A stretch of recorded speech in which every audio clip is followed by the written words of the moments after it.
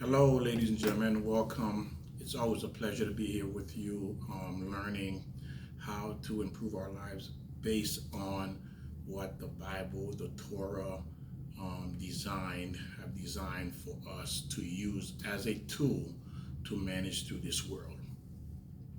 You know, I'm sure you're probably at a place right now where you're wondering what is going on in my life. You've been struggling, hammering at probably trying to get this job, trying to get this house, trying to get out of these bills, trying to get out of a situation, or it could be health, marriage, relationship, and nothing seems to be working. But you go on every day, it's like every day it's repeating itself, a cycle, and it seems like there's not going to be any end to it. But remember that the only reason you may be feeling that way is because you have not educated yourself on the Word of God. You have not learned what that situation means and how long you're going to be in it for. And when you learn the Word of God, you understand how to approach a situation, how to view it. And you'll see it with different lens, with different eyes. And believe me, it's a world of difference. There's day and night. There's absolutely no comparison. You cannot compare someone who sees through the lens of God compared to someone who sees through the lens of the world. Two different worlds. And the lens of the world will always be disappointing. It's going to always let you down. And at the end, it will fail you. So today we're going to discuss something that's really interesting topic. Of course, all of it is beauty, good looking and bad looking. Why is that? Why some people look good and others don't? What's the purpose of beauty? Okay, so it is said in the Torah, the Bible, that every person gets to come back. Remember, reincarnation. Everybody gets to come back. Some get to look good. I mean, we all get to look good at one point, and we all get to look bad, and we all get to look mediocre. We all have to come back and experience that. Also, we come back as a man, and we come back as a woman as well. So as you can see, this is not exclusive. Whatever gender you are now or race is not exclusive to what you are. So you do come back, and people, of course, people argue reincarnation, whether it's real or not, but that's not the point. The point I'm making here is that why there are people who look good and those who don't look so good and those who are in the middle. Now, we always looking at good looking, so we're going to focus on that. Why this person looks so good. Also, we're going to talk about different things in terms of, first let's start with the animal kingdom. What do you notice about the animals? All the horses look the same in the face. All the bear look the same in the face. All the lion look the same in the face. All the tigers. Why? The reason why they all look the same in the face is because they don't possess a soul. And they don't have a soul in order for them. They didn't come here to this world they don't have a mission. They don't really have a specific purpose in the creation except what they were created to be.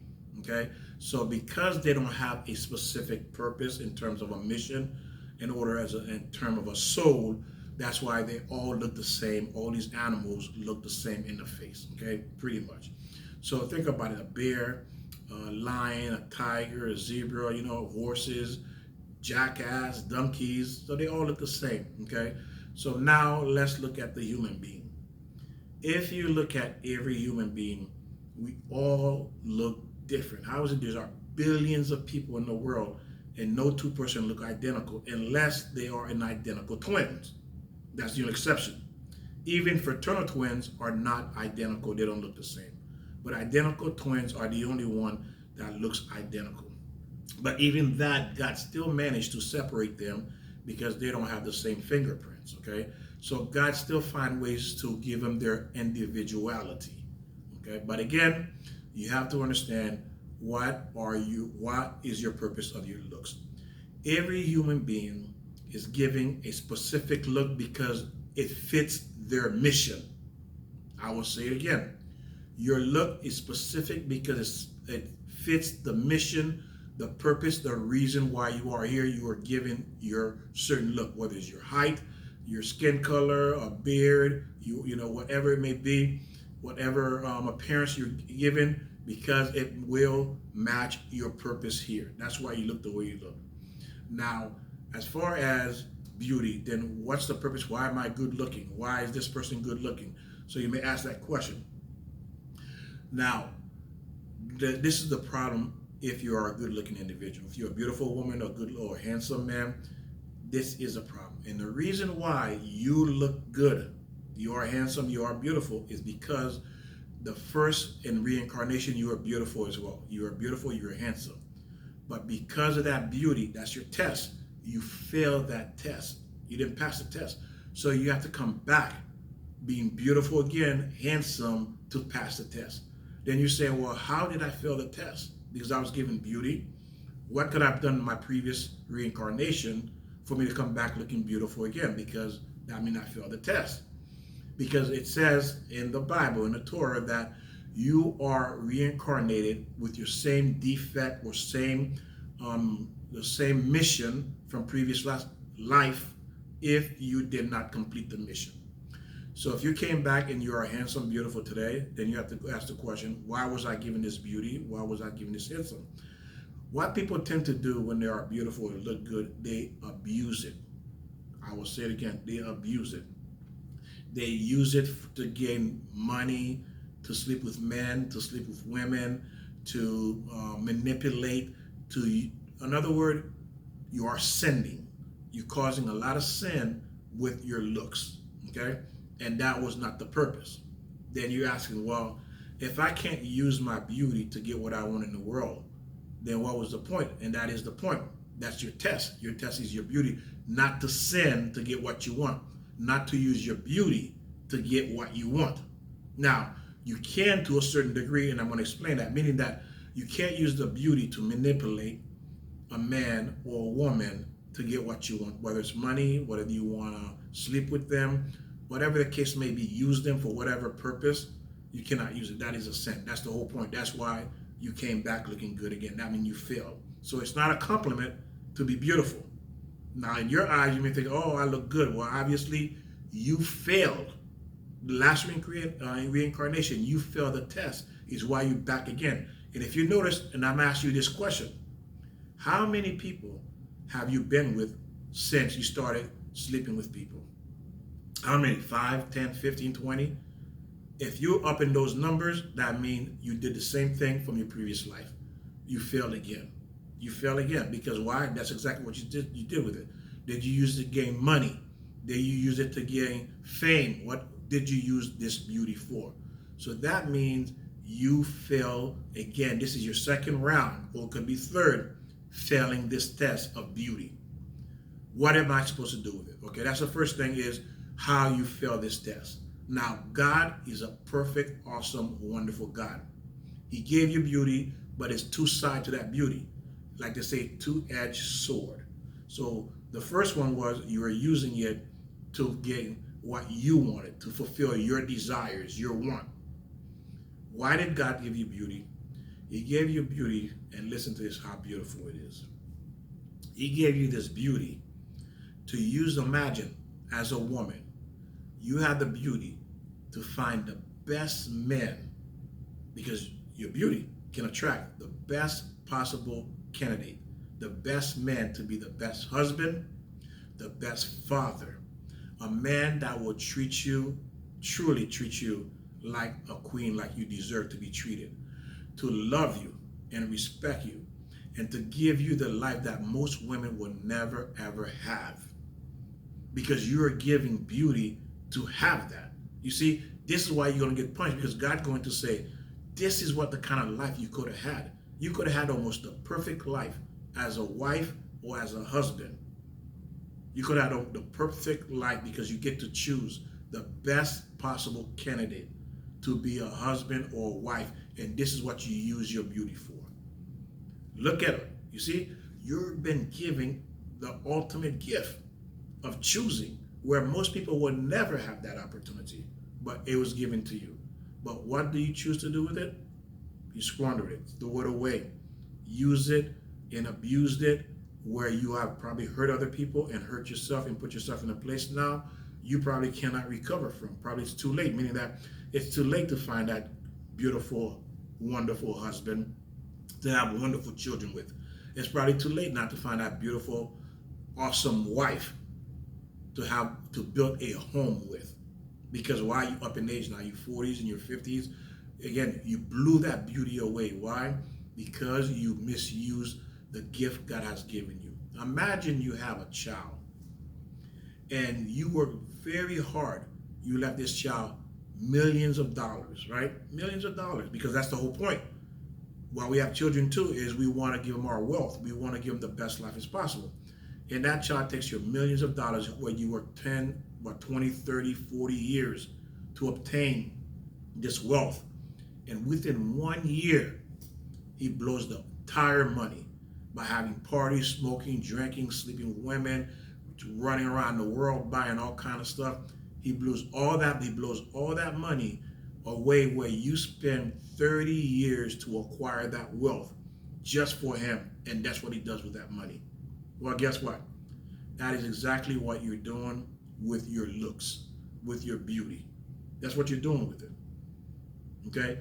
That's what you're doing with it, because God's going to say to you, when you go upstairs, he's going to show you the life you could have had if you utilize that beauty he gave you, where you would have every woman admiring you because of what you have.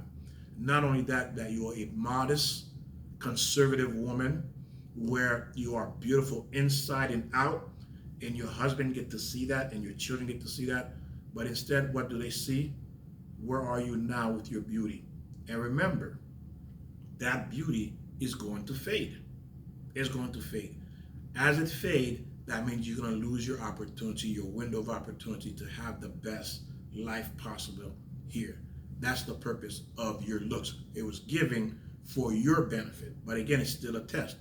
Everybody here in this world, if you are breathing, we all been sent here because there's a test.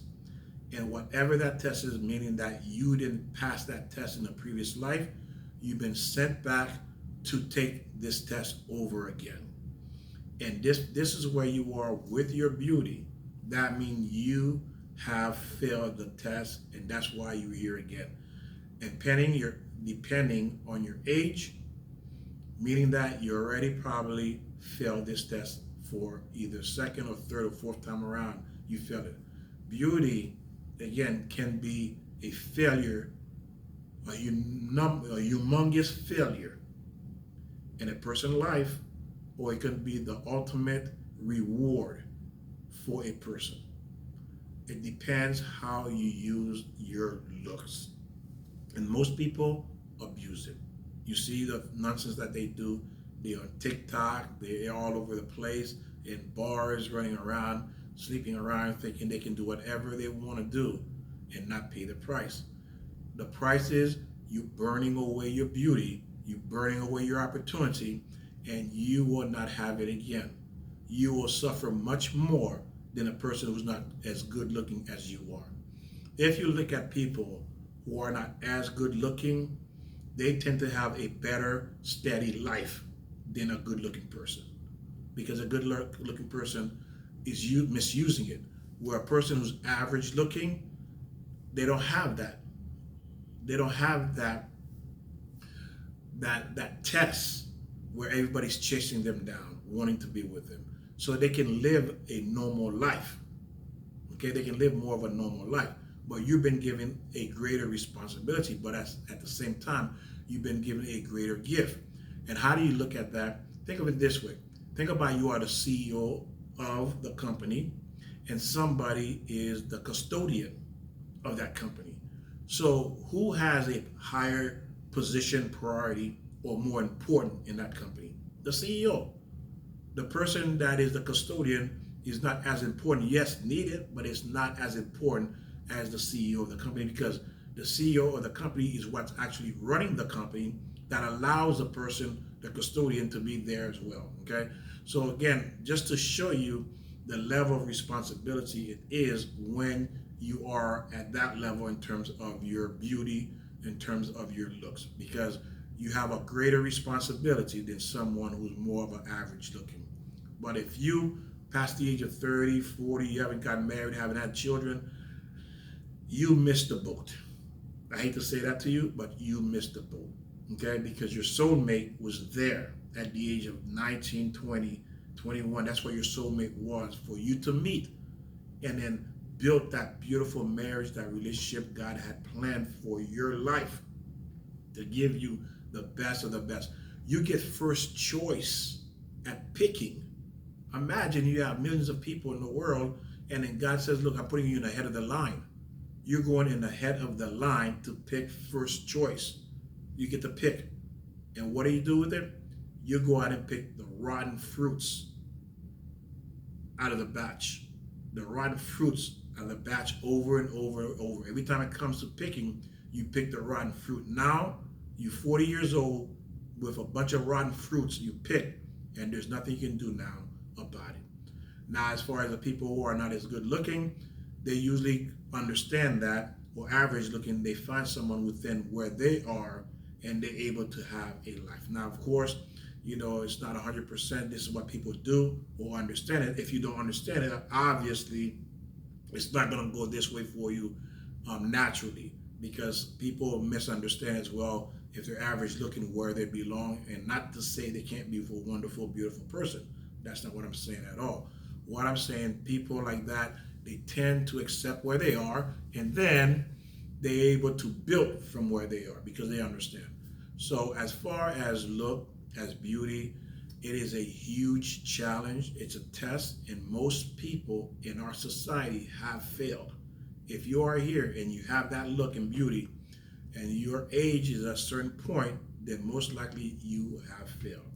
Now, another thing is, how can it be where, if you, again, as I said, to drive this point more home, for it to make more sense to you, as far as a gift looks. So we're going to look at children with Down syndrome. With Down syndrome. Now, we all know if you take two good-looking individuals and they have children, a husband and a wife have children, they both are good-looking, they're going to produce beautiful children. They have blue eyes, whatever color hair, they're going to produce beautiful children because genetically passed on. But the question is that, and everybody's different, but the question you have to ask yourself is, how is it? Different family, different DNA, different genetics, different color, all Down syndrome children tend to look the same in the face. You notice that? They all tend to have that same look, but different family. The reason why is because their test is unique just for them, and their test is not as big as your test.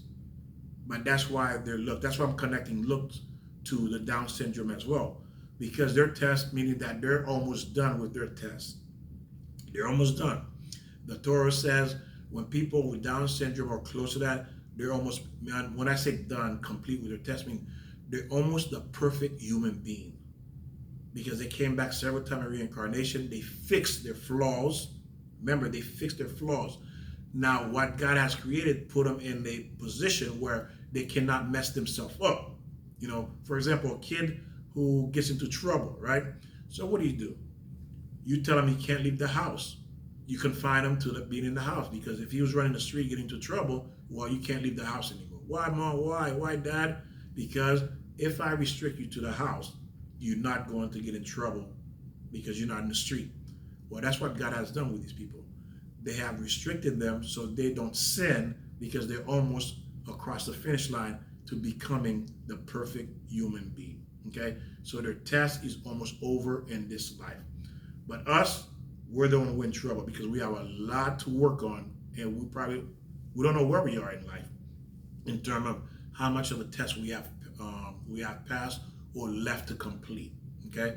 But again, as I said, your looks is designed to fit your purpose, your mission here. And if you are a good-looking individual, this is why you are here. And I thank you. Share this video with people you know. Again, the more you know, the more you understand how God works, how God runs this world, why I look this way, why I have this character. The only way you will ever have a peace of mind and understand is you need to understand the way God runs this world. What are his ways? What are his rules? What are his expectations? And because you don't know, you just go on playing Russian roulette with your life. And before you know it, 40 years, 30 years pass, it's over. Why? Because you messed up. 20s, 30s, 40s, you messed up because you did not know.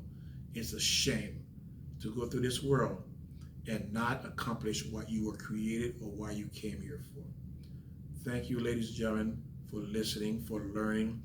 Share, subscribe, and God bless you, and I'll see you all next time. God bless.